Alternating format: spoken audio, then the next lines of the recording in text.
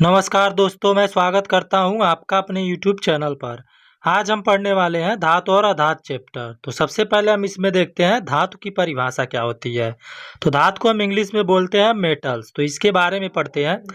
धातुएं वे तत्व होते हैं जिनमें चमक होती है और वे ठोस होते हैं, किंतु इसमें हम पारे को छोड़ देते हैं क्योंकि पारा जो होता है वह ठोस और द्रव दोनों में पाया जाता है। विद्युत और ऊष्मा के अच्छे सुचालक होते हैं। तो धातु वे तत्व होते हैं जिनमें चमक होती है और वे ठोस होते हैं तथा विद्युत और ऊष्मा के अच्छे सुचालक माने जाते हैं। उदाहरण देखेंगे तो जैसे सोना, चांदी, तांबा और लोहा, ये सारे क्या होते हैं? तो ये सारे धातुएं के अंतर्गत आते हैं। अब हम पढ़ते हैं अधातु के बारे में। तो अधातु को हम इंग्लिश में बोलते हैं नॉन मेटल्स। तो ये क्या होते हैं?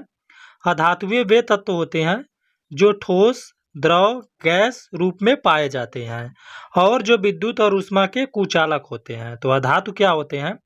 अधातु वे तत्व होते हैं जो ठोस, द्रव या गैस रूप में पाए जाते हैं और ये विद्युत और ऊष्मा के कुचालक होते हैं, यानी इसमें विद्युत और ऊष्मा नहीं बह पाती है।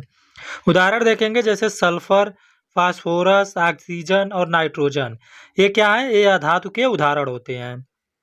अब हम देखते हैं मिश्र धातु, जिसे हम एलॉयज बोलते हैं। तो मिश्र धातु दो या दो से अधिक धातुओं या एक धातु और एक अधातु के मिश्रण से बना होता है।